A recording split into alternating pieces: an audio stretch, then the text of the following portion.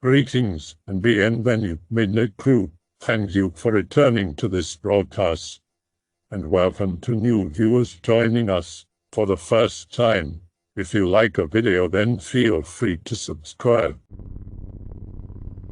What's everyone's greatest fears, except of course for overreaching government, that you have your guns for? I myself love me some, in a woods, but I fucking despise skinwalkers. Some viewers may find the following video disturbing. Viewer discretion is advised. That none of my dreams or ambitions will come true. That they were ridiculous to begin with and I've wasted my time trying to achieve them. That I'm destined to become a wage cuck and never leave my hometown. That I'm slowly slipping into being a hermit. That I tell myself I'm happy wasting time being a hermit, but really that's just what I tell myself. That in the near future my parents will be senile and ill, have to take away my dad's guns, camping stuff, truck and my mom's cooking stuff for their own safety, and it'll tear them up. Because it's their favorite things aside from each other, but in their deteriorating mental state that might not even remain. Usual stuff.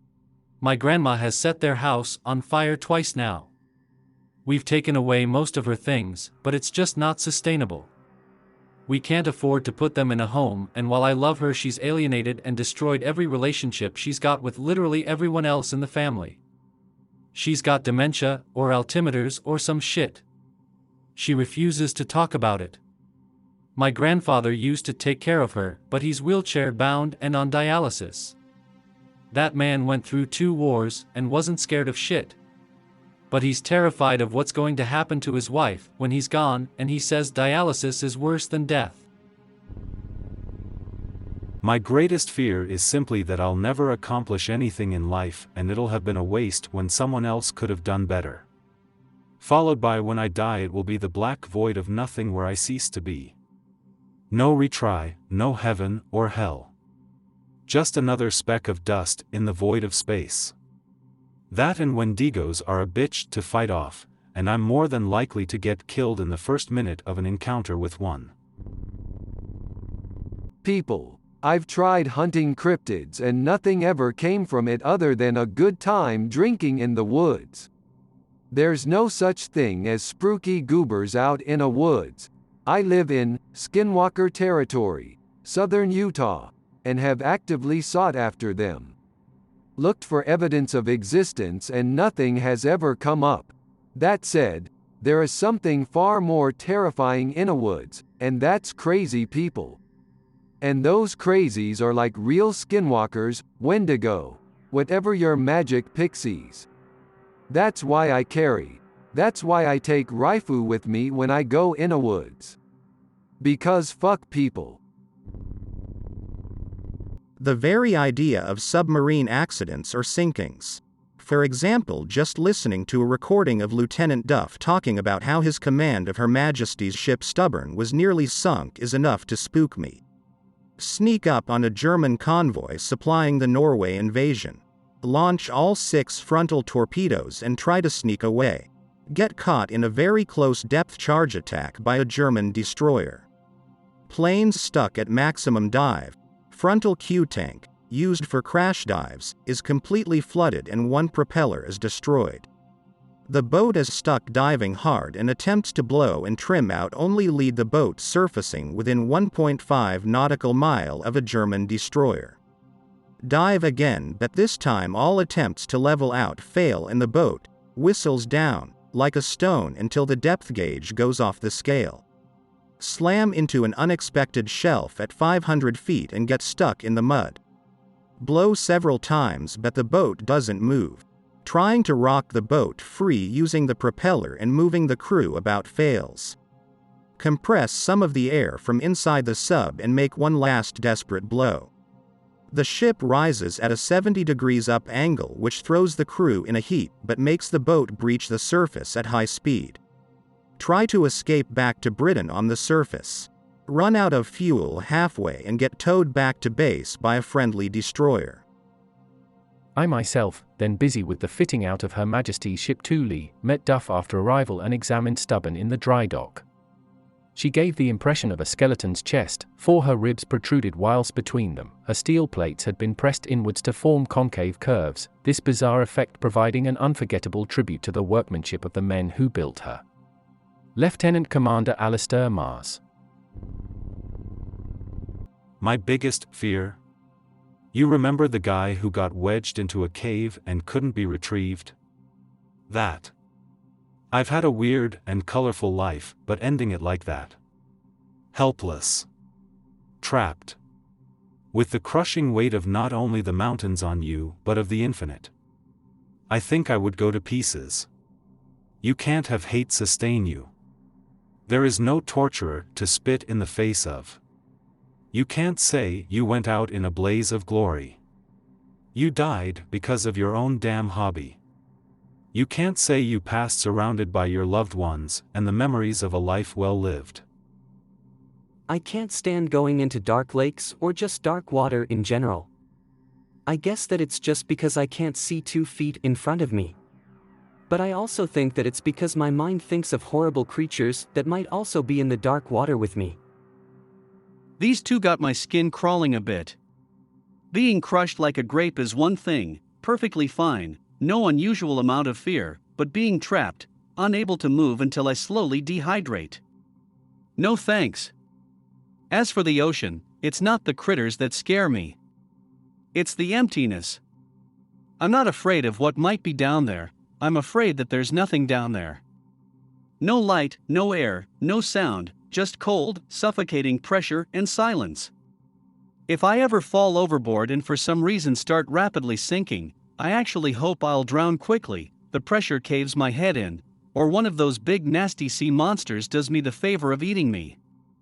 It's totally irrational because I float like a damn cork, to the point where even popping my ears, I can't dive more than about 8 to 10 feet without ballast. Funny thing is though, I love being on and in the water.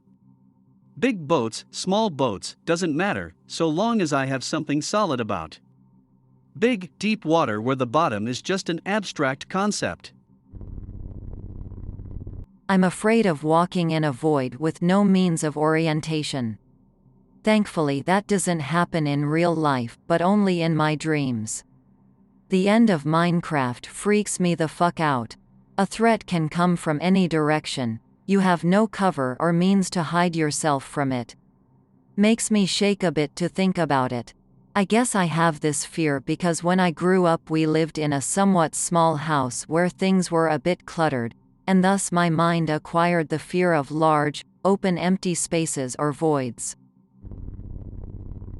Came from nothing, worked my ass off.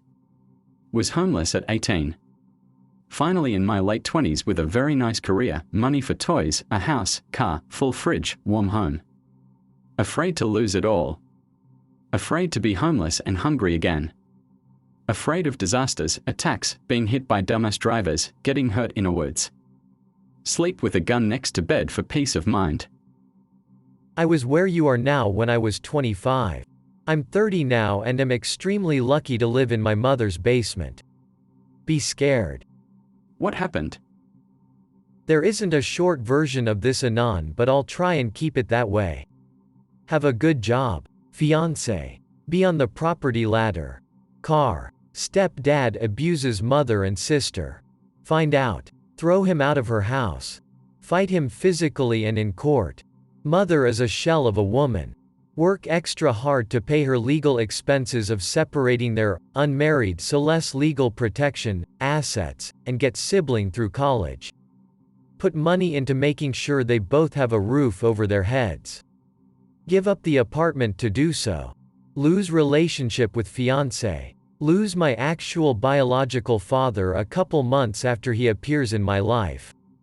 Fiancé recently got married. Still love her. Can't achieve any of the life goals I had planned regarding the bar. Drink. A lot. That's as short and vaguely coherent as I can make it. Sounds like you put your family before you and suffered. Keep your chin up, lad. If the fiancé didn't see what you were doing and why and still left you, that marriage would have ended poorly anyways. Burning to death. I'm absolutely fascinated by tanks and would love to work with them. I'd love to ride gloriously into battle when the time calls for it. It's the getting hit, pounding on the hatch of a damned metal box as flames lick at my legs. Screaming, trapped, burning to death, to me is honestly the most horrible way I could possibly die. Watching old footage of Marines burning enemy soldiers sends shivers down my spine and makes me genuinely uncomfortable watching. Fuck fire, fuck burning. I understand how safe modern tanks and vehicles are when it comes to this kind of thing, but I can't stand the vision. /K/related. Being in some kind of shit hits the fan scenario. Riot, hurricane, etc. I'm prepared for it, but I sure as shit don't want to experience it. Having a self-defense scenario with a really dangerous and smart psychopath. A thief and his buddies tried to rob my TV I could handle, and they more than likely would run at the sign of a fight. But having some serial killer or mass murderer break into my home, especially if I am sleeping, and having to fight them half awake. Hands down one of my worst fears. Along with being in a mass shooting or something and not being armed for that one instance in time. Non/K/related. I'm transferring to a real college for the fall, taking this spring off to work more to help pay for it. After 3 years of community college, I want a real college experience. Parties, sex, drugs, making new friends and having good memories for it. I've done none of that so far, and I'm afraid I'll be too chicken shit to socialize and miss out on the last chance to have the best years of my life. The number of people that are afraid of mythical monsters, legends and whatnot, and that's why they own firearms. Holy shit, K, I didn't know so many of you were fucking dumb. Bears. Just fucking bears. I've been mistaken for one and shot at. I've shot at them. I've killed 2 less than a mile from my childhood home. I've been charged by 5 of the bears I've seen in my town. Living near mountains with caves in British Columbia as suffering. I've lost 3 pets to bears. Fucking hate them, but they taste pretty fucking good. The clock is counting down. Married. Kid. Had dreams. Now, a dozen years of caring for her monster of a grandfather has left us old, sick, bitter. He's dead now, but we're left with nothing but contempt for each other. Daughter is the only bright light in a world of cold black. Won't say it, but we both know once she's grown and out we split up and I'm homeless. No friends. Not enough savings. Job doesn't pay enough to live alone. We only live an instant, then it ends. No remembering it afterwards. No knowing how it all turned out. Just done. We should live life to the fullest, but mine has been wasted in pointless anxiety and depression. Now there's no way to stop and I'm too tired to change. Being too afraid to take my life before life takes my mind, and becoming senile. Easy. Just never go senile. As long as you keep using your mind. Contemplating, analyzing, solving puzzles, creating things, really just working it out every day and giving it good exercise. You'll die a sane and intelligent man. So maybe less TV and movies where you just sit and absorb. More video games or taking up a hobby like writing or sculpting. Same deal with your body. Keep it well used. Start taking the stairs, and not too stressed. Powerlifting is a little too much, and it'll last you right till the fucking end. My girlfriend's grandfather is 90 years old, 90-something actually. Met him this Christmas. Motherfucker can get up out of his own goddamn couch chair with almost no difficulty. All goddamn day, every day. No walker. No fucking cane. Can even go up and down the basement stairs like twice a day if he needs to. You talk to him, and he understands everything you're saying, contributes well, really holds a conversation. Jokes and everything. It's fucked. You'd think he was like 70, tops. He doesn't drink though, no vices at all. Very Christian religious. but other than church and daily prayer and that shit, he's just a regular dude. Realizing I was afraid to die after a life of rejecting fear and accepting the inevitability of death. Fuck. This terrifies me too. I've lived almost 1/3 road of my life, been through depression, and I've often contemplated the darkest depths of death of everyone I know from a youngish age. Really contemplated the aftermath.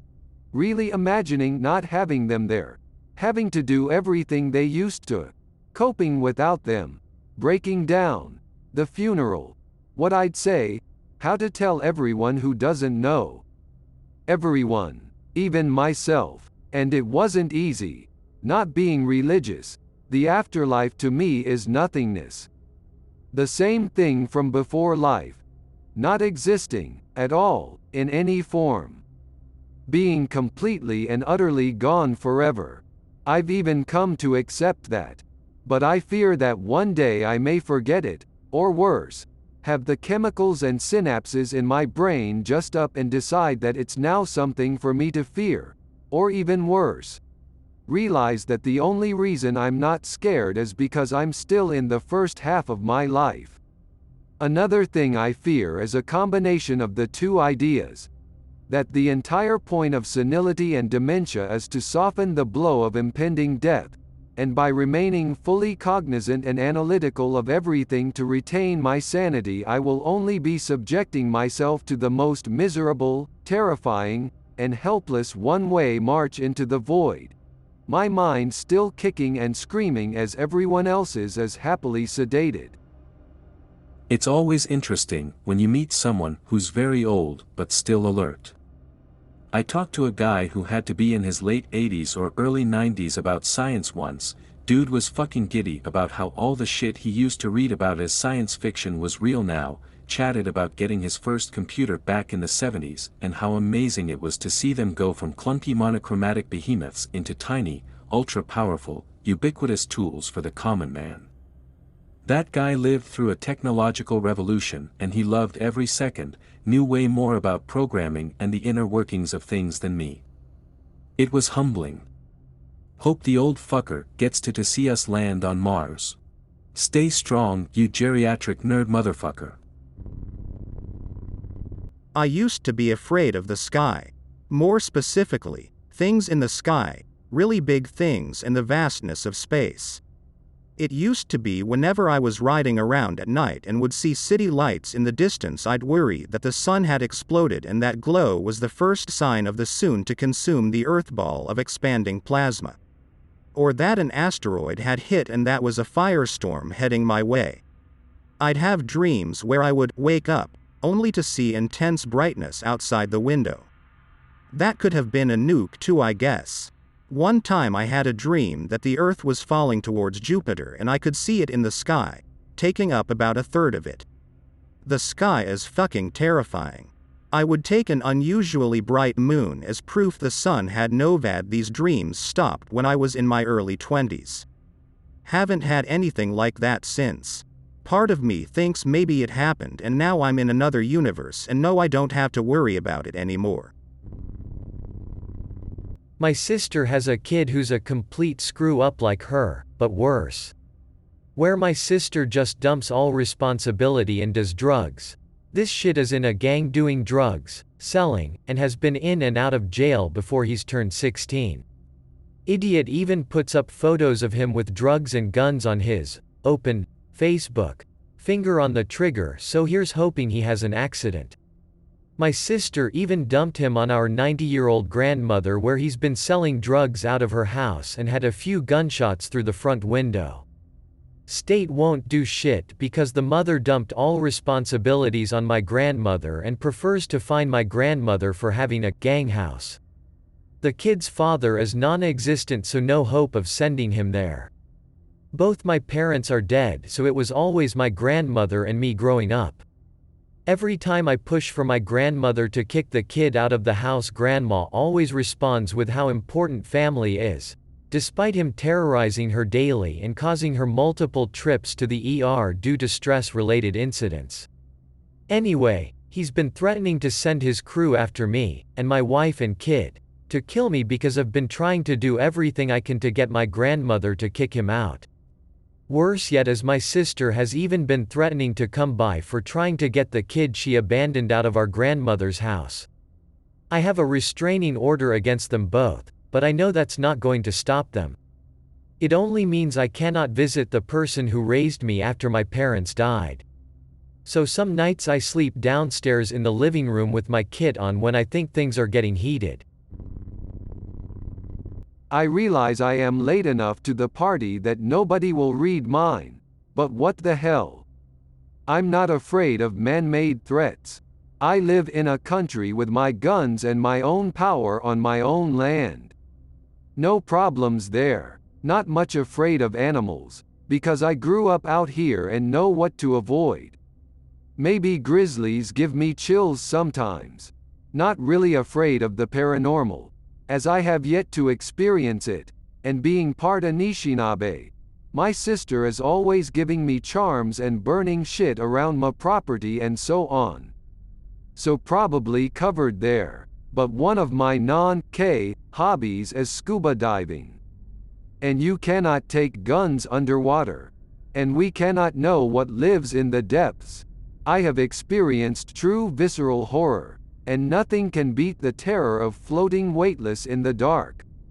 Only some mostly reliable equipment standing between you and a grisly death by drowning, if you are lucky, or decompression, if you aren't. Seeing shapes in the void. Not knowing if it is a 1,000-meter long monster, a good way away, or a 1-meter long critter, close enough to touch. Knowing that at best, you have a boomstick, explosive-tipped spear, to fend off something possibly large and fast enough to not even be bothered by it. Scuba and small sub-diving can basically feel like cosmic horror. I spend months in a landlocked forest between stints diving pretty much just to shore up my sanity. I'm actually genuinely afraid there will be some sort of large-scale, if not global war in the near future. I really felt like it was going to happen with all the talk of Hillary Clinton wanting to impose the no-fly zone over Syria, by extension starting a war with Russia which could escalate into a potential nuclear exchange and extinguishing human society as we know it. Even a nuclear attack by terrorists, though incredibly unlikely, would be a multitude more horrifying than conventional means. You wouldn't need to be near ground zero to become a casualty, since radioactive fallout is also a thing. I'm truly fearful that someday I will witness the flash on the horizon. The silence before the inevitable vaporizing heat wave followed by the concussive shockwave from the blast. The ensuing fallout and firestorms will reduce a city into a charred husk. Survivors will have a very grim fate, for a chance of rescue may not even be possible if they are within an exclusion zone. Here's hoping it will never happen at all. Be in the house. Hear rustling and noise from outside. Peek open the window blinds just a little bit to see. A face. My face when? Something like this, who would have otherwise walked past your window never knowing you were there, catches the movement of your blinds in his peripheral, and turns and looks straight at you. My approach to apparitions and monsters has always been to fight them tooth and nail. It's important to remember who the true alphas of the animal kingdom are. Us. If boogeymen and monsters do exist, think about their existence. Literally hiding all day from people. Using fear to take over the people. Just remember your ancestors. Try to imagine that these boogies have always existed and your ancestors put a stop to their fuckery ages ago. I went camping once with a couple buddies and there was a shit ton of rustling and growling near us one night. We shined a light and saw at least 6 to 7 pairs of eyes staring at us. Even though I knew it was coyotes, 2 of my friends started to freak out and run away. Me and the other 2 picked up our knives, lit some sticks on fire and charged the woods screaming like we were charging into Valhalla. Those spooky eyes noped the fuck out of there. I hope that you enjoyed tonight's broadcast. If you enjoyed tonight's story, then please subscribe to the channel, as more green texts will appear daily. A new broadcast will appear when the clock strikes midnight Central Time.